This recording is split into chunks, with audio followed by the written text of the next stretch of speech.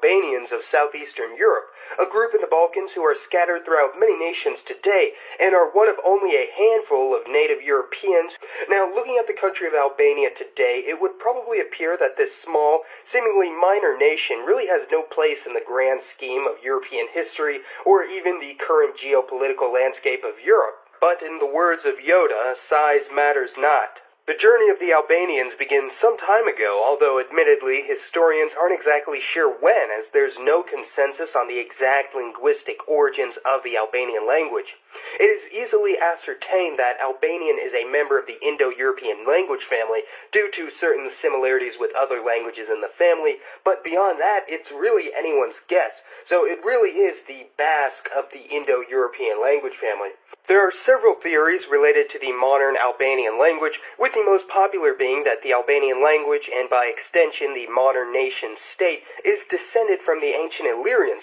which for about 90% of the audience only raises more questions than answers. Who were the Illyrians? A loose coalition of nations that existed in the Balkans over 2,000 years ago, practicing a form of paganism loosely associated with that of the ancient Greeks and Romans, who saw the Illyrians as backward savages, and whom they were frequently hostile to, even establishing a short-lived colony on the Adriatic coast of Italy. Eventually, however, the entirety of Illyria was conquered by the rapidly expanding Romans, becoming the province of Illyricum, located roughly in the same position as the modern Yugoslav successor states. However, Illyricum was short-lived, later becoming known as Dalmatia, where a significant proportion of the population was Latinized, with the former Illyrian homeland ironically becoming one of the most heavily Latinized areas of the Eastern Roman Empire. Many linguists, such as Norbert Jokel, believe that the surviving southern dialects of Illyrian evolved into the Old Albanian language, which of course is located just a bit south of the Old Illyrian language.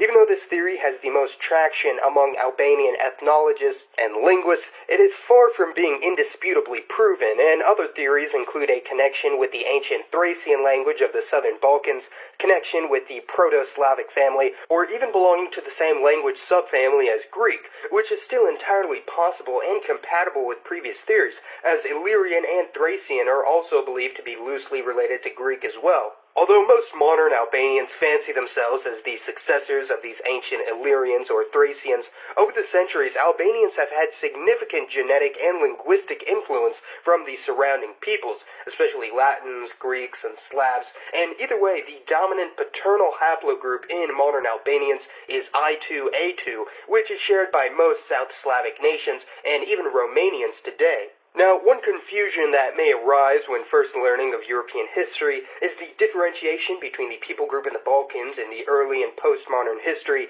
known as the Albanians, and the much older people group in the Caucasian mountain region, also known as the Albanians, although for convenience sake are usually referred to as Caucasian Albanians, or Aguan, as they were known to the ancient Armenians. Despite their names, these two entities are completely unrelated, with the name for the modern state of Albania having a Latin etymological origin, while the ancient Caucasian Albania actually derives from Greek and was of the Caucasian language family. In fact, the name Albania is actually a foreign exonym for the country, with the country actually being referred to as Shqipëri or Shqiperia in their native language, which really does beg the question as to how the rest of the world could have gotten it so wrong. For centuries, Albanians were a part of the Roman and later Byzantine empires, and it wasn't until around the 13th or 14th centuries that the modern nation-state of Albania began to form, practicing the same form of Orthodox Christianity as their Serbian, Greek, and Bulgarian neighbors. Following the Ottoman invasion of the Balkan Peninsula,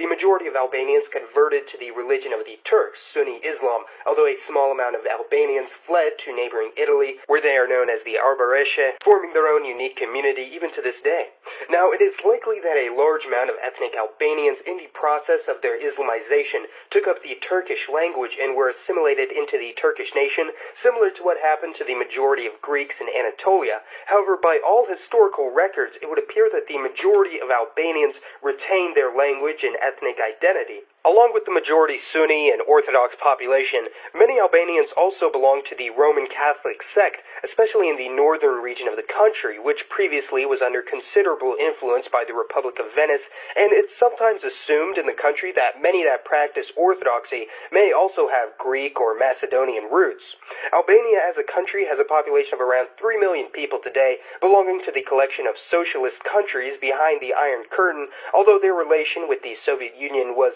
complicated to say the least. Even though the country of Albania may seem pretty small, ranking among the lowest 15 countries in Europe in terms of area and population, the larger Albanian nation, composed of those with discernible Albanian heritage, extends far beyond these borders, including parts of Montenegro, Macedonia, Kosovo, and Serbia. This contiguous region in the Balkans, made up of territory from various countries, is known as Greater Albania, and the concept of unification for the Greater Albania region has a particularly high amount of support in Kosovo and Albania, while Albanians in the Republic of Macedonia are more reluctant, presumably being more heavily integrated in their respective country. But what exactly is Kosovo? Well, possibly the single most contentious political issue facing the Balkans today. You see, after the collapse of the SFR Yugoslavia in the 1990s, they dissolved much like the Soviet Union, with each of the individual republics becoming their own independent countries,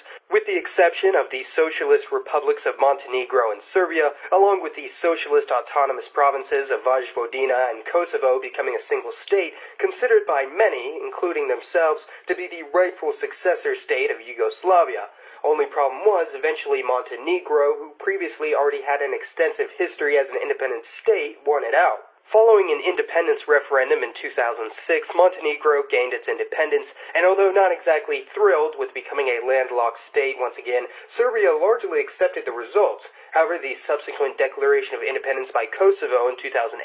which by this point was 90% ethnically Albanian, was not accepted by the Serbian government, who considered Kosovo to be historical Serbian land merely occupied by ethnic Albanians. However, since their declaration of independence, Kosovo has gained recognition by over 100 sovereign countries, including the U.S., the vast majority of EU member states, 4 out of 6 other ex-Yugoslav successors, and, of course, Albania. Kosovo today has a population of around 1.8 million people, overwhelmingly belonging to the Albanian ethnicity, speaking the Albanian language and practicing Sunni Islam. Although similar to other Eastern European countries, including Albania, Kosovo is largely secular and is considerably less religious than other Islamic countries in the Middle East and elsewhere. Now on to the statistics, something I know many of my audience look forward to more than anything else. In the contiguous Greater Albania region, there are roughly 5 million ethnic Albanians, including 3.7 million Albanian Muslims,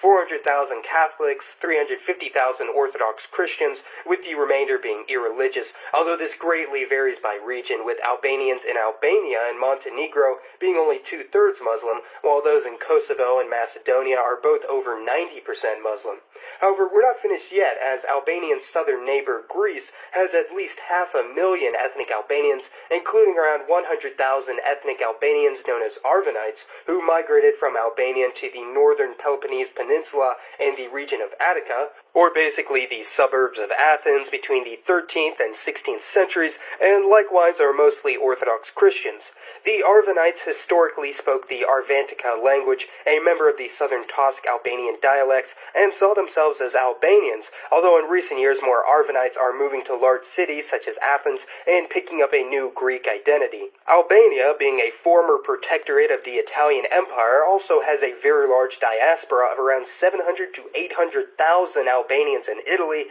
including 200,000 of the Arborici mentioned earlier, and there are also another 700,000 ethnic Albanians in other parts of Europe, particularly Germany, Austria, and Switzerland, where huge numbers of other Balkan people have been attracted to since the collapse of the Iron Curtain due to their relative stability when compared to their home countries. In all other areas of the world, there are an additional 300,000 Albanians, mostly in the northeast corner of the United States. However, I've neglected to mention perhaps the most important Albanian diaspora of all, located in the modern country of Turkey. While under Ottoman rule, the migration of officials was not one way, as literally tens of thousands of Albanians from the Balkans migrated to Turkey, frequently intermixing with the Turkish population, leaving the true number of Albanians indeterminate, although those that actively acknowledge their Albanian heritage and have at least some grasp on the Albanian language in the country easily number 2 million people, or about 2/3 of the actual country of Albania. Including all these populations make for a combined total of over 9 million people, effectively tripling the size of the Albanian nation worldwide, with an additional 5 to 7 million people with at least partial Albanian ancestry, many of whom might not even know it, which certainly goes to show the true scale of Albanian influence in the past century, and spits in the face of the thought that Albania is an insignificant nation, and also spits in the face of those that would attempt to conflate the religious identity of Islam purely with Middle Easterners living in the deserts of Arabia. Please let me know your thoughts on the emergence of Albania, the greater Albanian nation, and the even grander Albanian diaspora around the globe. As always, thank you all for watching. This has been Mason, and I'll see you next time.